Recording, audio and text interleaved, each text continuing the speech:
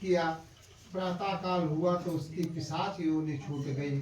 स्वर्ग से विमान आया, उन्हें ऊपर चढ़ाकर कहा, कल जया एकादशी का दिन है, आपने भूल करके भूख हड़ताल कर दी थी और रात में जागरण करके प्रभु का गुणगान गाया था, जिसके प्रभाव से आपको स्वर्ग की प्राप्ति होती है। बोला विष्णु भगवान की जय।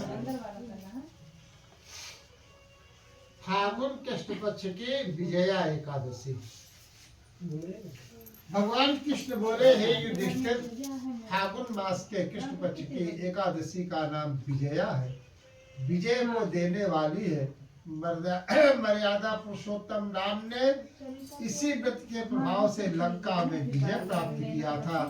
कथा ऐसे इस प्रकार है कि जब भगवान राम कपि बंदरों के दल के सहित सिंधु तट पर पहुँचे तो रास्ता रुक गया।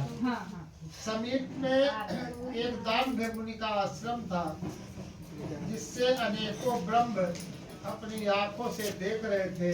ऐसे चिरंजीव मुनि के दर्शनार्थ सेना सहित राम लक्ष्मण जी गए।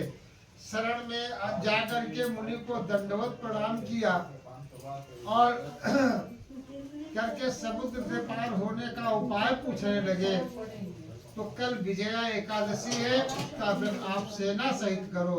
समुद्र से पार होने का तथा लंका में विजय प्राप्त करने का सुगम उपाय ये है। उनकी आज्ञा से राम लक्ष्मण सेना के सहित विजया एकादशी का व्रत किया। रामेश्वर भगवान का पूजन किया। मैंने तो तुम्हारे सामने प्राकट्य होकर के कहा है, क्योंकि तुम धर्मात्मा हो।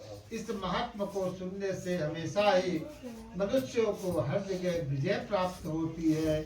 बोलो विष्णु भगवान की जय। श्री कृष्ण जी बोले, हे युधिष्ठिर, फाल्गुन मास के शुक्ल पक्ष की एकादशी का नाम आमला है। एक समय वशिष्ठ मुनि ने मानधाता राजा से पूछा कि समस्त पापों का नाश करने वाला कौन सा व्रत है। तो वशिष्ठ जी बोले, पौराणिक इतिहास कहता है कि वैश्य नाम की नगरी में चंद्रवंशी राजा चैत्ररथ नाम का एक राजा राज करता था। वो बड़ा धर्मात्मा था, प्रजा भी उसकी वैष्णव थी। बालक से लेकर के वृद्ध तक एकादशी का व्रत किया करते थे। एक बार फाल्गुन मास के शुक्ल पक्ष की एकादशी आई और नगर निवासियों ने रात को जागरण किया। मंदिर में कीर्तन भजन करने लगे। एक बहेलिया जो कि जीव हिंसक उदर का पालन करता था, मंदिर के कोने में जाकर के बैठ गया। आज वो शिकारी घर से नाराज हो चुका था। एक दिन भर खाने को कुछ भी नहीं मिला था।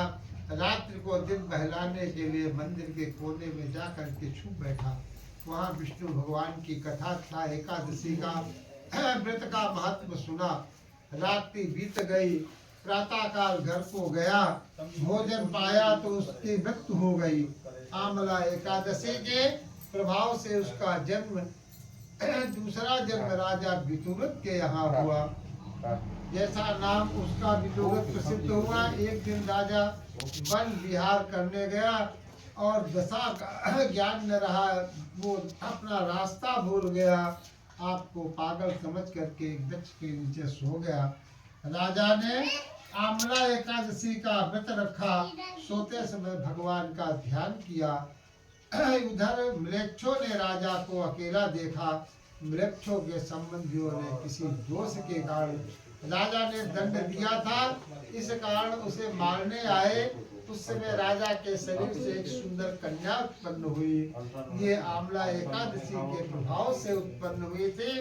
कालिका के समान अटट करके उसने खप्पर फिराया। वृक्षों के रुधिर की भिक्षा लेकर के अंतर ध्यान हो गई। राजा जब जागा तो शत्रुओं को मरा हुआ देखा और आश्चर्य हुआ। मन में कहने लगा, मेरी रक्षा किसने की? आकाशवाणी हुई, बोली, आमला एकादशी के प्रभाव से आपने आपकी रक्षा हुई है।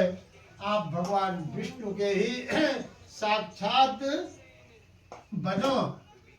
आकाशवाणी सुन करके राजा बहुत खुश हुआ और अंत में वैकुंठ को प्रस्थान किया।